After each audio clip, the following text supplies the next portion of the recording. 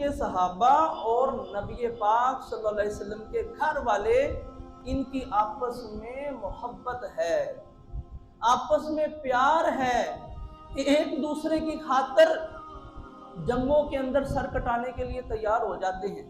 یہ لوگ ایک دوسرے سے دین سیکھنے سکھانے والے ہیں، یہ لوگ ایک دوسرے کی خوشی غمی میں شریک ہونے والے ہیں۔ یہ ساری چیزیں احادیث کے اندر جگمگا رہی ہیں۔ آپ کے سامنے پہلی حدیث میں رکھتا ہوں۔ حضرت سیدنا مولا علی رضی اللہ تعالیٰ عنہ ایک مرتبہ آپ نے جامعہ مسجد کوفہ کی مسجد کے اندر ایک خطبہ دیا۔ یہ حدیث پاک کنز العمال کے اندر 35,688 نمبر موجود ہے۔ نبی پاک صلی اللہ علیہ وسلم کے چوتھے خلیفہ حضرت علی المرتضیٰ شیر خدا کرم اللہ تعالیٰ وجہ الکریم خطبہ ارشاد فرما رہے ہیں، صحابہ کرام سامنے موجود ہیں۔ آپ نے خطبہ ارشاد فرماتے فرماتے صحابہ سے پوچھا، لوگوں سے پوچھا، من اشجع الناس، مجھے بتاؤ لوگوں میں دلیر کون ہے سب سے زیادہ؟ یہ کون پوچھ رہے ہیں؟ کون پوچھ رہے ہیں؟ حضرت مولا علی پوچھ رہے ہیں۔ کن سے پوچھ رہے ہیں؟ صحابہ سے پوچھ رہے ہیں۔ سوال کیا کیا؟ میرے صحابہ مجھے بتاؤ من اشجع الناس، لوگوں میں سب سے زیادہ بہادر اور دلیر کون ہے؟ صحابہ کرام نے جیسے ہی سنا تو انہوں نے کہا، آپ سے زیادہ دلیر کون ہو سکتا ہے؟ آپ تو شیر خدا ہیں، آپ تو اللہ کی تلوار ہیں، آپ دلیر ہیں۔ مولا علی رضی اللہ تعالیٰ عنہ کہنے لگے کہ میری حقیقت تو صرف اتنی ہے کہ جو بندہ میرے مقابلے میں آتا ہے میں اس کا حساب برابر کر دیتا ہوں، جو بندہ میرے سے لڑتا ہے، جو کافر میرے سے لڑتا ہے، میں اس کا حساب برابر کر کے رکھتا ہوں۔ لیکن میرا سوال وہی کا وہی کھڑا ہے، مجھے بتاؤ لوگوں میں زیادہ دلیر کون ہے؟ تو لوگوں نے آگے سے جواب نہ دیا، ان کا جو جواب آتا تھا ہم نے آپ کو دے دیا۔ مولا علی کرم اللہ تعالیٰ وجہ الکریم خود ہی اپنے سوال کا جواب ارشاد فرمانے لگے ہوا ابو بکر، فرمایا وہ ابو بکر ہے جو میرے سے بھی زیادہ کیا ہے؟ دلیر ہے، میرے سے بھی زیادہ بہادر ہے۔ لوگوں نے پوچھا وہ کیسے؟ خیبر کا دروازہ آپ نے اکھاڑا، کئی کافروں سے اکیلے آپ لڑتے رہے ہیں، بغیر اسلحے کے آپ لڑتے رہے ہیں، ابو بکر صدیق کیسے دلیر ہوا؟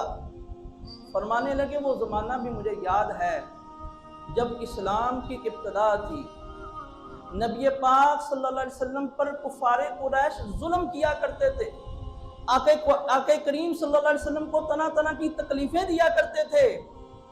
اس وقت کا زمانہ مجھے یاد ہے کہ ابو بکر صدیق رضی اللہ تعالیٰ عنہ نبی کریم صلی اللہ علیہ وسلم اور کافروں کے درمیان ڈھال بن جاتے تھے۔ کافر کیا کرتے تھے؟ حضور کو چھوڑ کے ابو بکر کو پکڑ لیتے تھے، اور ابو بکر اتنے صبر اور استقامت کے ساتھ حضور کی خاطر مارے کھایا کرتے تھے۔ میں نے فیصلہ کر لیا کہ ابو بکر جیسا دلیر کوئی نہیں،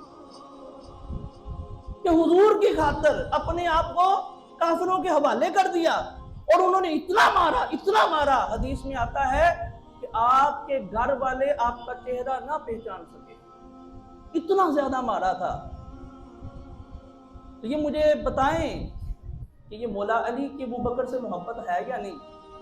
محبت ہے۔ آپ مولا علی منبر پہ بیٹھ کے ابو بکر کی فضیلت بیان کر رہے ہیں۔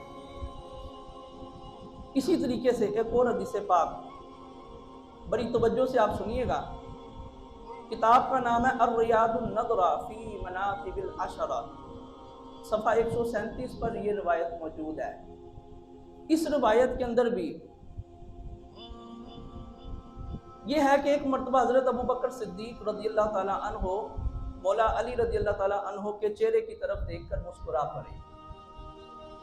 صدیق اکبر نے مولا علی کا چہرہ دیکھا اور مسکرا پڑے۔ مولا علی رضی اللہ تعالیٰ عنہ نے کہا کہ اے صدیق اکبر، آپ مسکرا کیوں رہے ہیں؟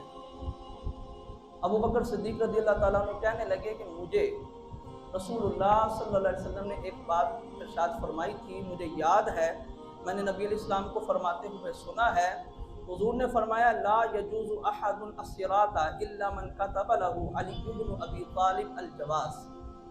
حضور نے فرمایا ہے کہ پل صراط پر گزر کر جنت میں وہی بندہ جائے گا جس کو علی لکھ کر دے گا،